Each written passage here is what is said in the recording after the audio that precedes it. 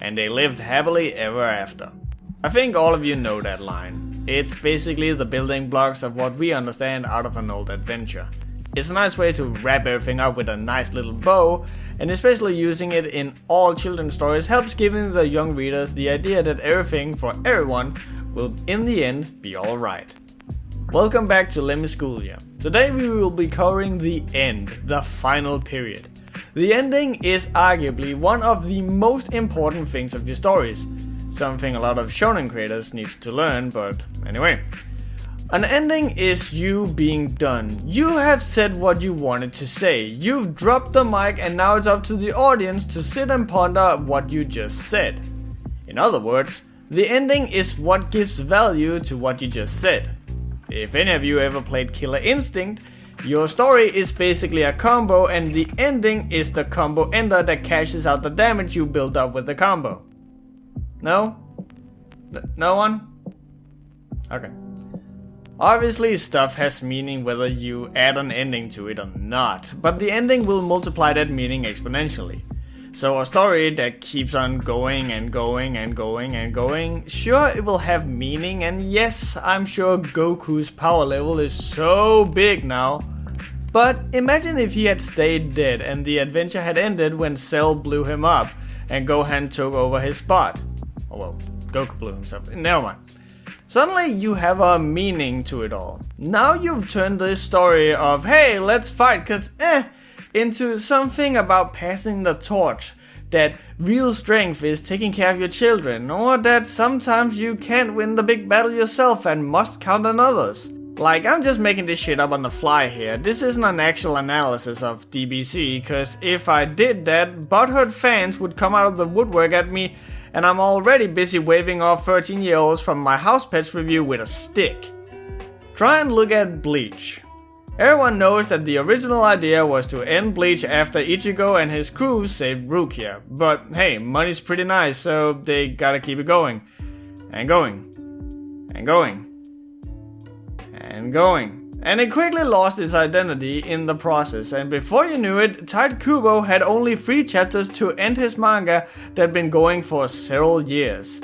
If it had stopped after saving Rukia, yes, you would have missed out on some quote-unquote cool power-ups, but you could have had a more tightly woven story as a result.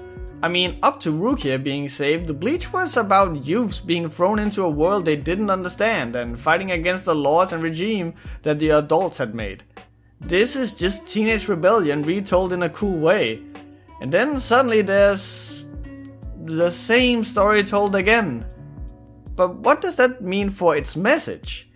I mean, will we get thrown into a world governed by people we don't understand after we've already transitioned from teenagers into adulthood?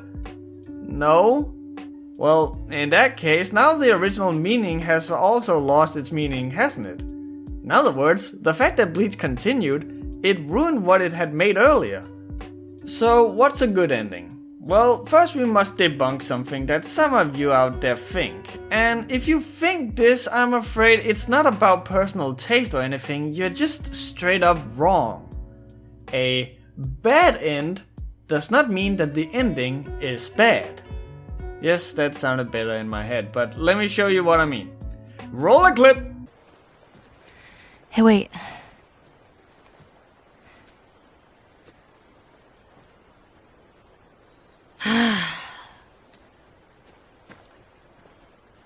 Back in Boston, back when I was bitten, I wasn't alone. My best friend was there, and she got bit too.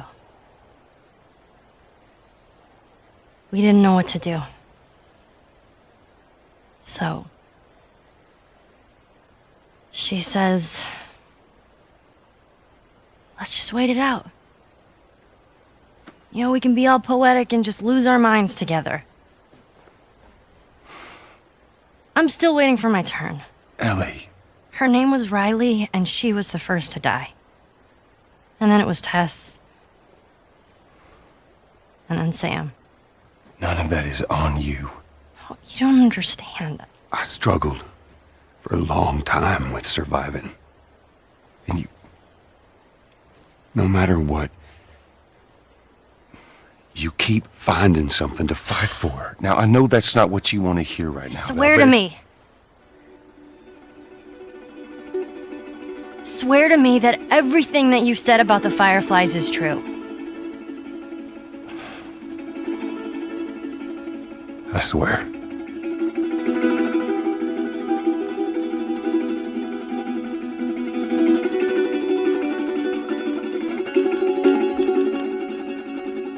Okay. Now, Naughty Dog got some flack for this ending, and actually I was right there with the people who complained about this ending. Like, what the fuck is this? You just ended? Joel didn't learn anything, and if anything, he's a terrible human being for putting his own needs for filling the void of his dead daughter before the off chance of curing the zombie apocalypse.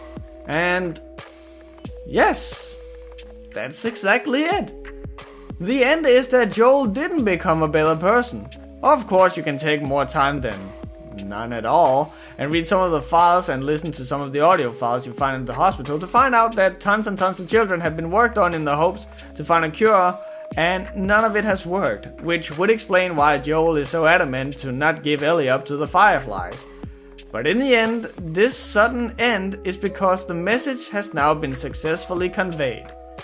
Ellie still has survivor's guilt, and Joel has taken the father role again to fill the void of his dead daughter. Joel put his own needs and his quote-unquote daughter's well-being in front of the rest of the world. Ellie has this long pause after Joel's lie, and it is obvious that she is seeing right through it, and she can tell that Joel is in fact bullshitting her, and the old Ellie would in fact slap Joel and be on her way, but she too has found a father role in Joel. Like, these are my interpretations, and other people can have their own as well, but fact of the matter is that if they had managed to cure the fungi infestation, and the world was rebuilt, and a big statue was raised in the honor of Ellie and Joel, I think everyone who had played the game would feel kinda insulted.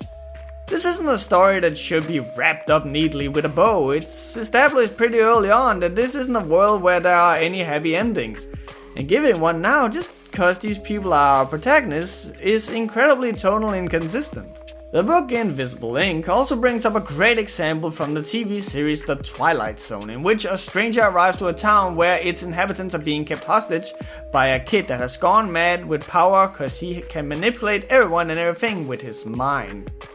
Basically, the townspeople are so under the kid's thumb that they beg the stranger to kill the kid for them.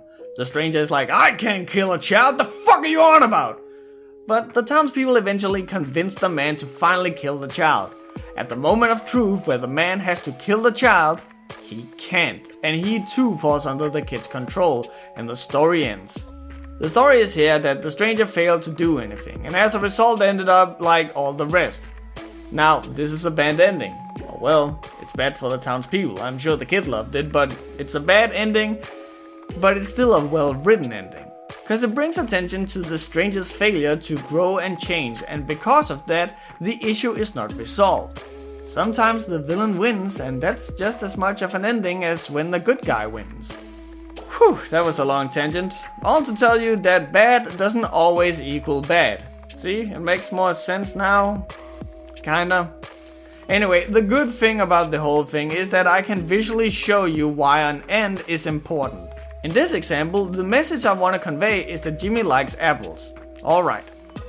Jimmy likes apples. One day when he was out riding his bike, his mother stopped him and said that he needed to wear his biking helmet. Jimmy put on his biking helmet and continued riding down into town where he could buy some apples. Jimmy had spent all summer mowing. Now, do you see that maybe I should have just stopped way the heck over here? All this just helps clouding the message. Like, have you ever been in an argument so long that you start to lose track of what exactly each other's initial point was? Yeah, that can happen with a story that goes on for too long as well.